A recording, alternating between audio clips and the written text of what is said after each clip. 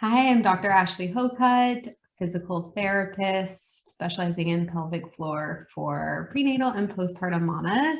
I have a very special guest with me today, Allison Poole. She is also a pelvic floor physical therapist, and her specialty is perimenopause. And she's going to talk to us today about when perimenopause meets the postpartum time or season in your life. This has been happening a lot more recent, common. It's more common now than it was, I'd say probably like 20 years ago or 30 years ago. And it's something that might not be on a lot of people's radar as to like why they might be feeling certain ways postpartum or what's going on like with their hormones postpartum. So we're going to dive into some of that. All right, Allison. So I just want you to start out by telling us like what got you into pelvic floor physical therapy and like more specifically, what kind of drove you into the specialty of perimenopause? Great. Well, thanks for having me on.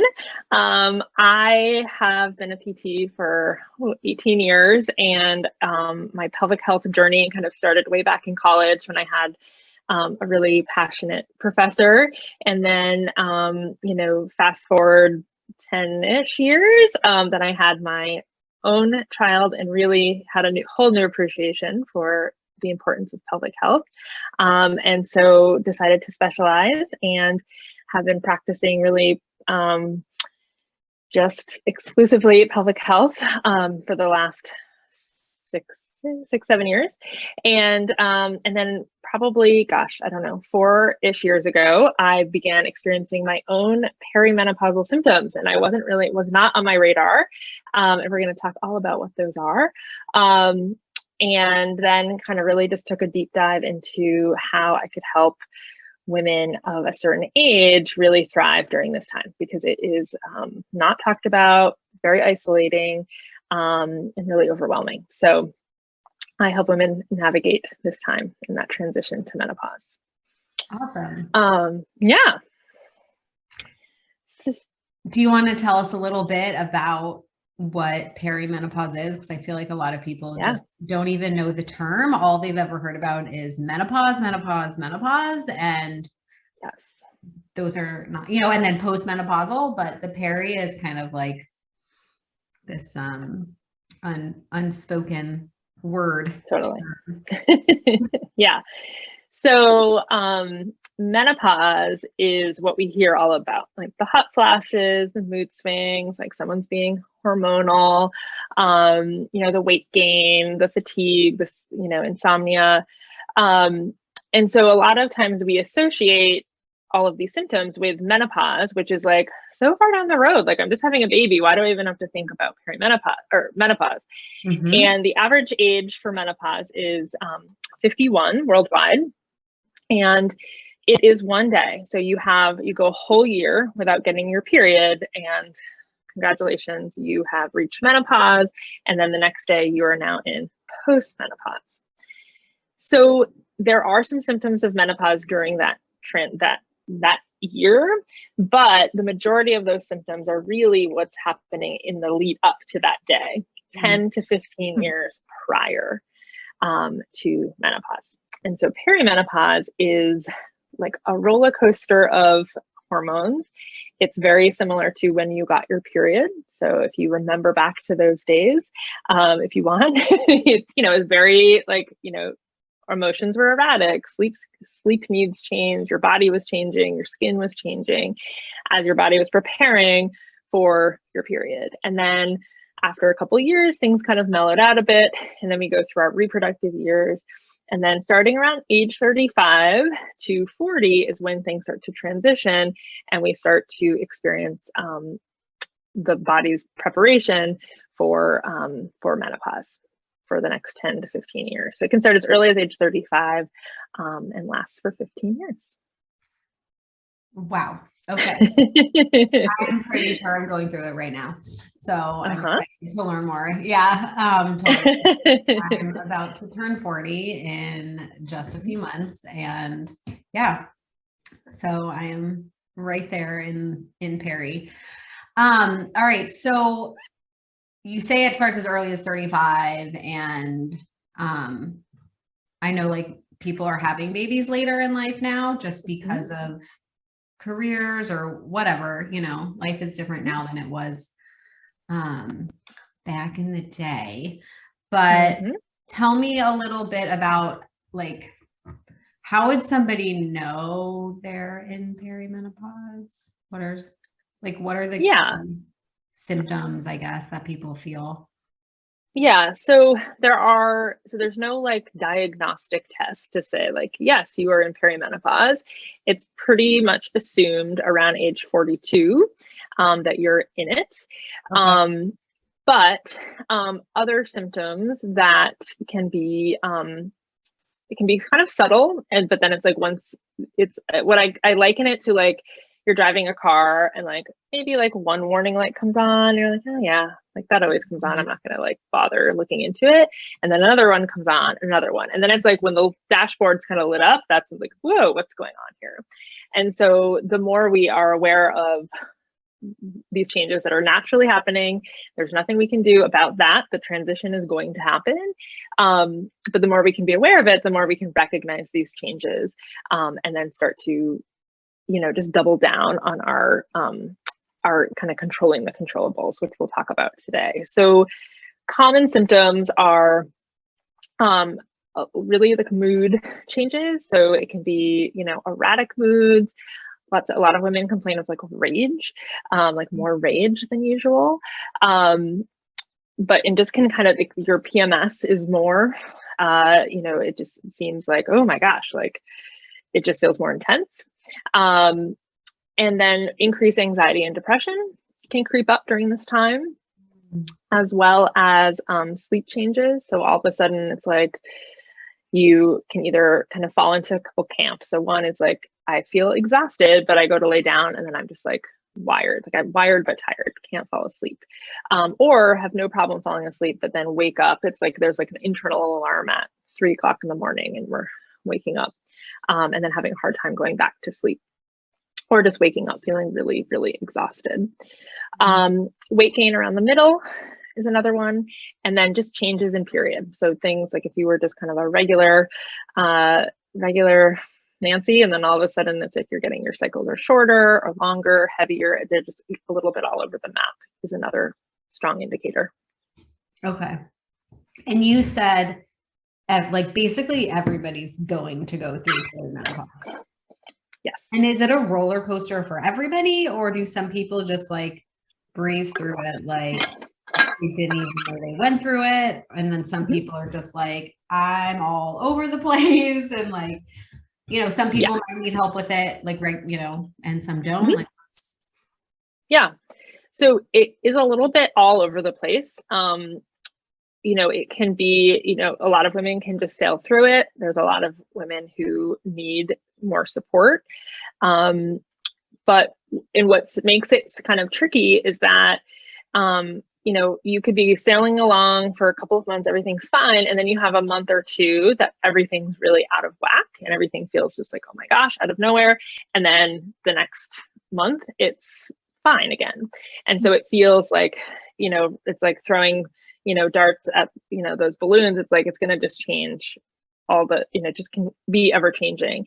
And so building a good foundation on how, lifestyle considerations can really impact to help smooth that ride, because the hormones are what's doing the roller coaster, and that's what's kind of taking us for the ride.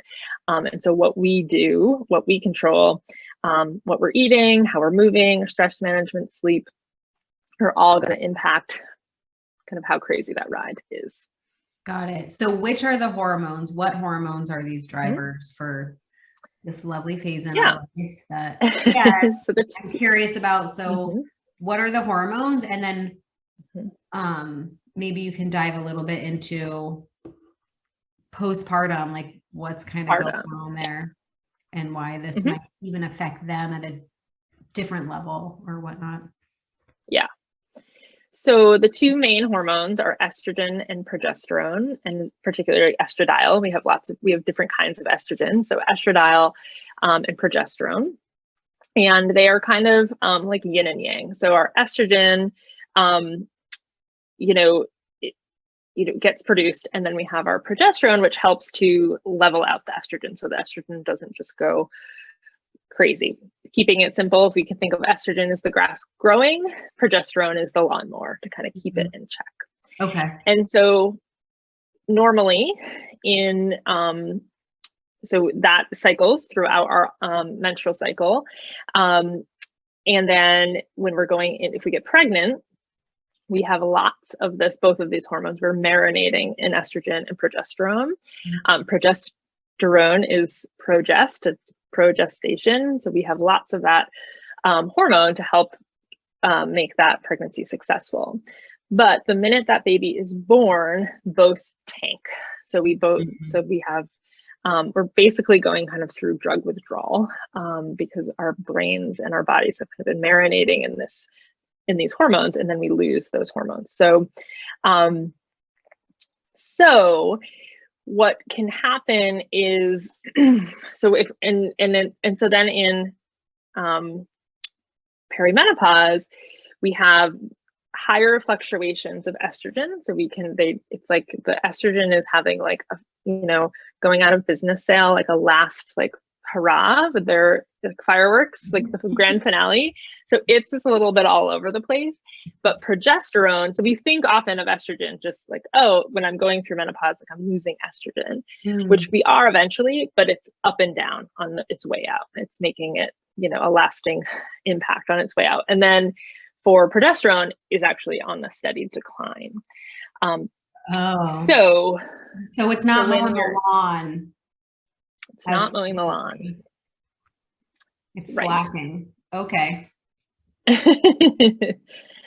But we need that progesterone to help keep that, basically keep that estrogen in check and to help smooth out that roller coaster ride.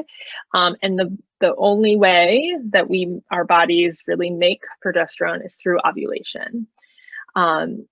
And so there are lots of factors that we can influence to really help us regain that ovulation postpartum, which can take up to 6 months to a year, certainly. And there's lots of factors that influence that.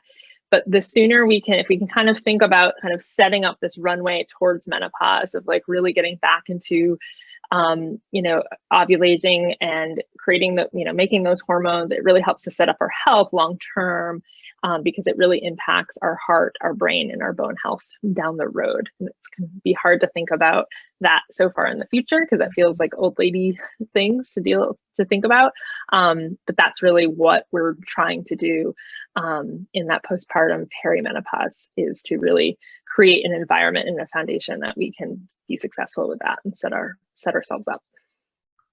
Okay, so basically, this is crazy because postpartum is already a challenging time, right? Like you have this new little human that you have to take care of. You're healing from your birth, no matter how you birth your baby, and now your hormones have tanked, and you're like, there's so much expected out of you.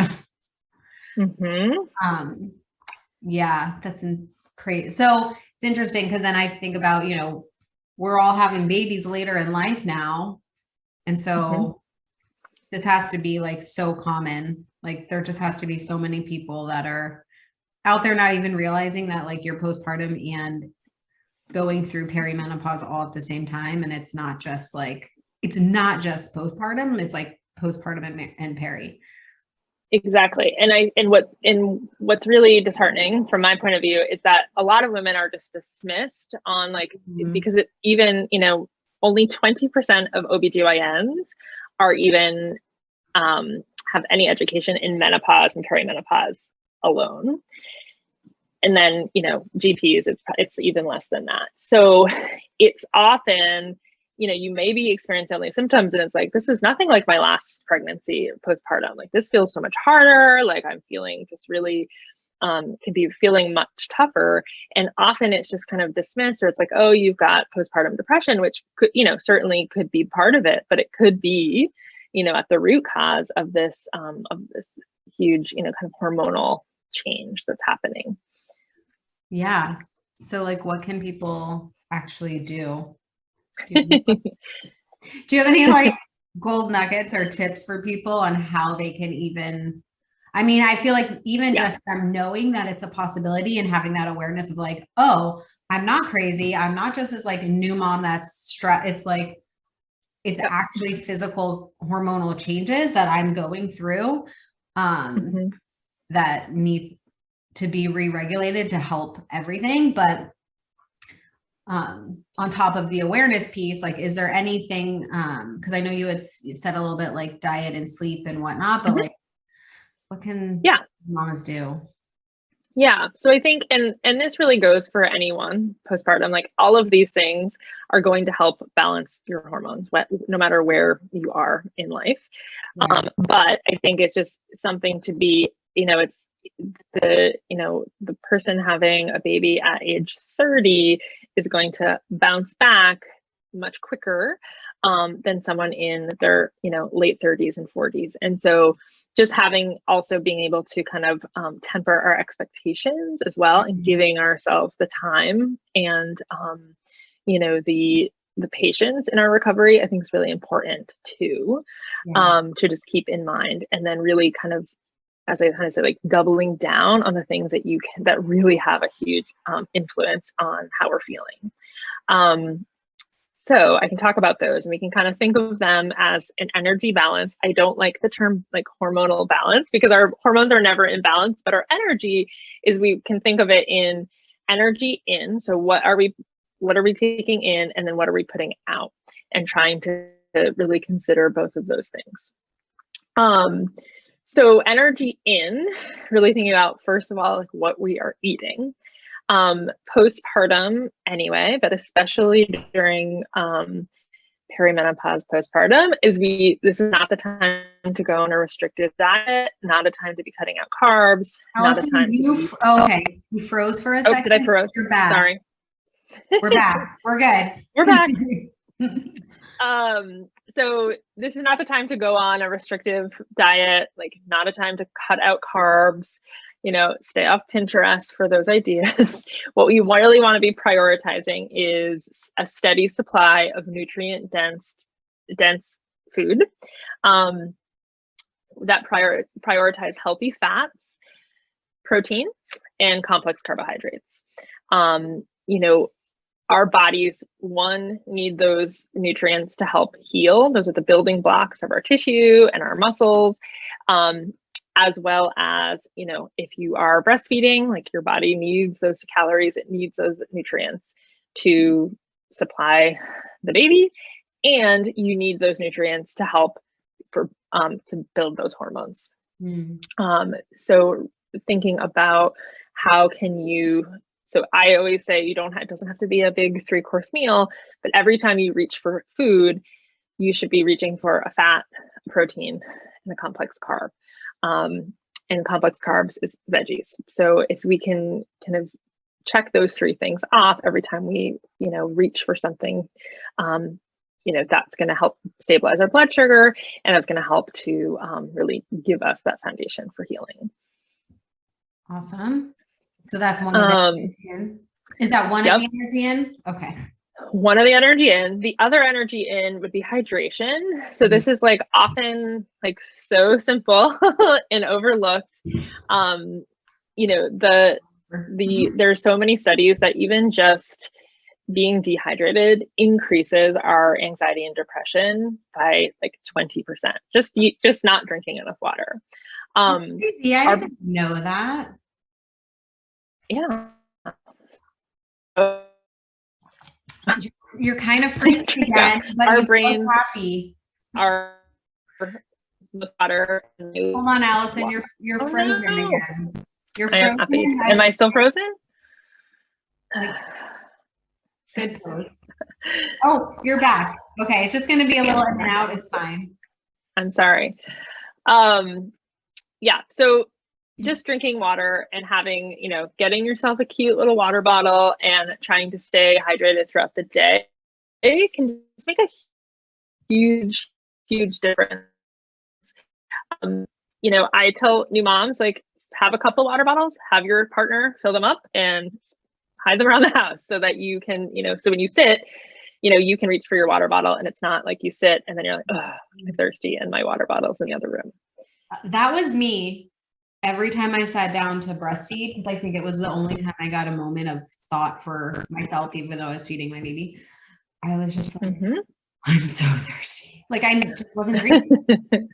And then all of a sudden it's like, I know I'm about to be like supplying a baby with, milk from me. And I was like, that's when I realized how actually dehydrated I was. Oh my goodness. I feel like I need to now get everyone that has a baby, just be like, do you have, here's a water bottle, just get them a new one. Yeah.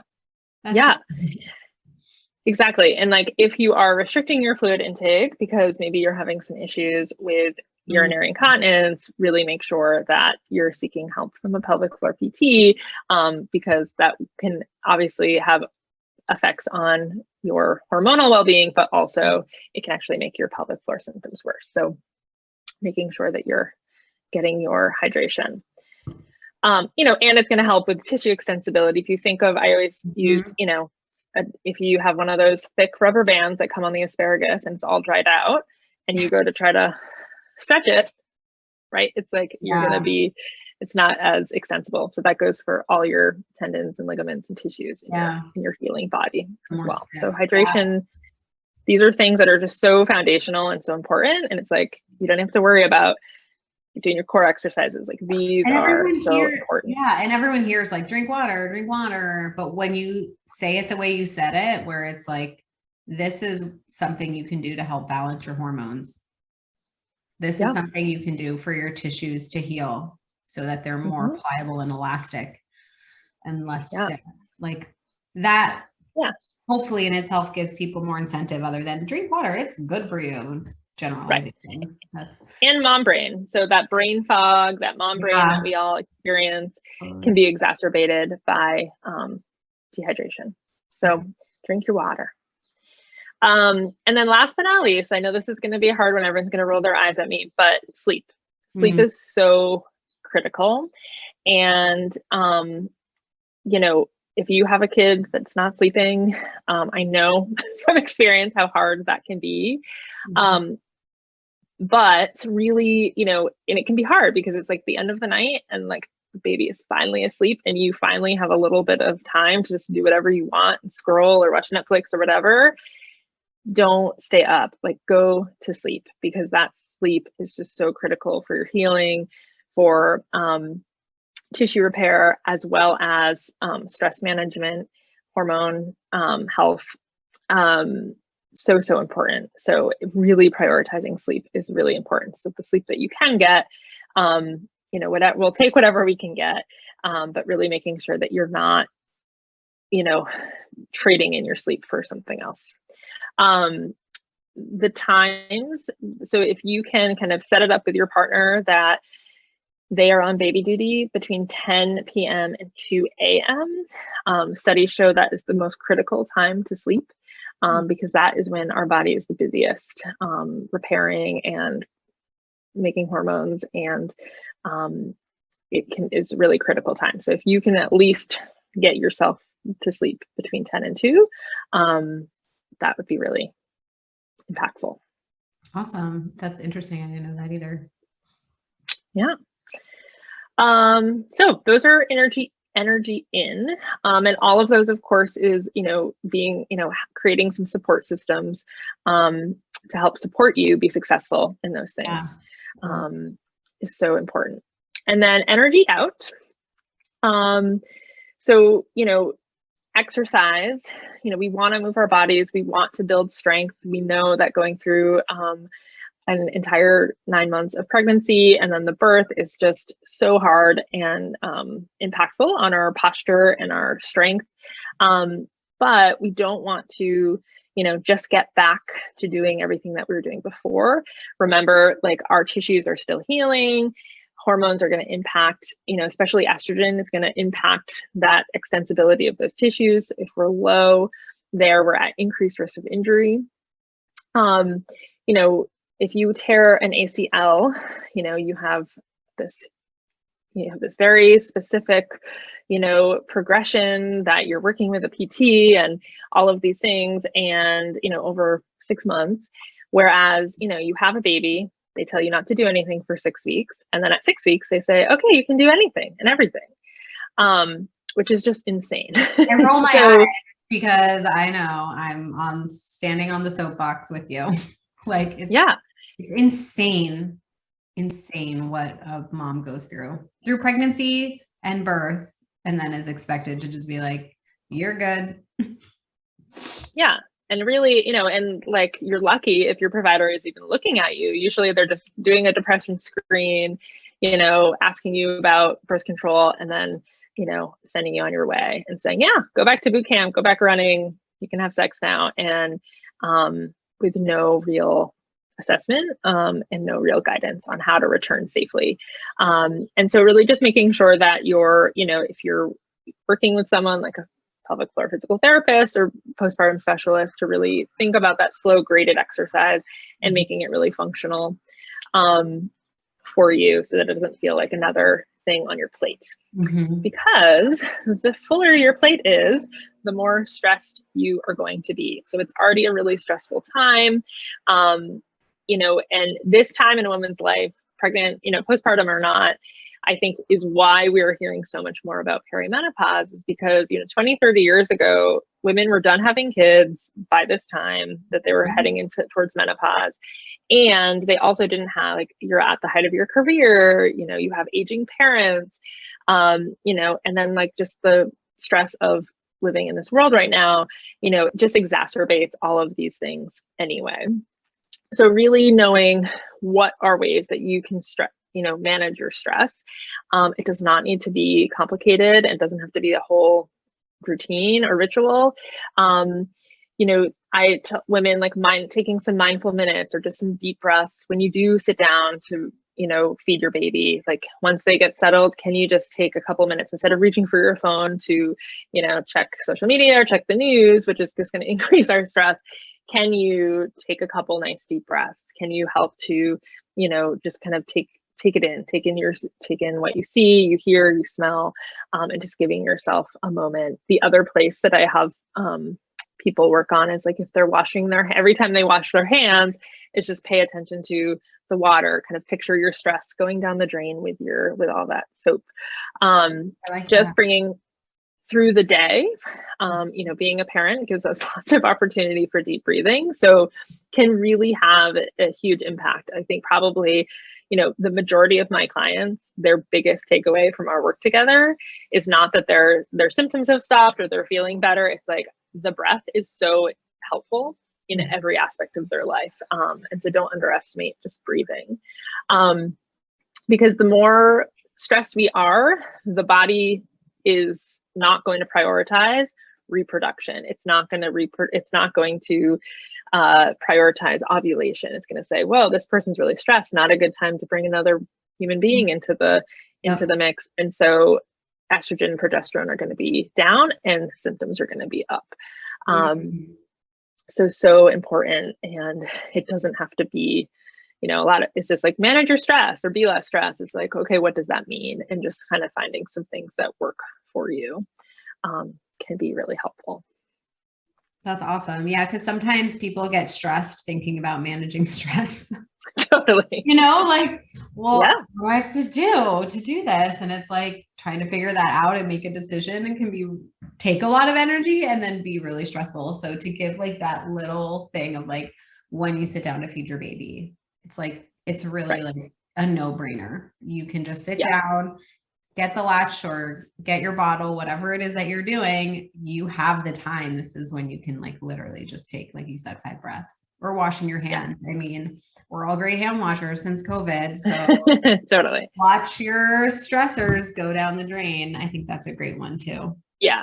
And I think, exercise is a huge stress relief for a lot of women. Yeah. And if they aren't able to do that exercise that they want to be doing, like running because they're leaking, or, they can't go back to class because of time, finding another way to, move your body, whether it's just like dancing, turn on the music and dancing, or, going for a walk and in nature is, just study after study after study is how important that is for decreased stress. Finding those other ways to move our body, even if it might not be our goal or ideal yet, is really important. Got it. Awesome. So managing basically energy in, energy out, or balancing versus thinking about hormonal balance, just because hormones are fluctuating through your cycle, or hormones are fluctuating through seasons of life anyways, right? So. Exactly. Yes. And then, it wouldn't be a talk between two pelvic floor PTs if we just also didn't mention making sure that you're pooping regularly. So constipation is the way our body helps to detoxify our system and helps to get rid of excess hormones, the bad hormones that we don't want in excess. And so constipation is a huge piece. So good gut health, making sure that you're having regular bowel movements. You don't want constipation. You do not. We want to poop every day. Toxins. Constipation is like there's hanging out in there, sitting there, right? And they're getting reabsorbed. Yeah. So if the body is trying to get rid of excess hormones, and they're sitting in there, and the body is just going to reabsorb them, and so that just adds more to. So you're saying if progesterone is trying to mow estrogen and you're not pooping regularly, that can actually be getting reabsorbed into your body. Yeah. So you're just getting that grass is out of control. It's turning into a field. Yeah. So it's just. Yep. Go ahead. No, I was just going to say, so again, it's like, it's not these like big, fancy, shiny things that we need to be doing to balance our hormones. It's not supplements. It's not, a very regimented diet or exercise program. It's poop. It's drink water.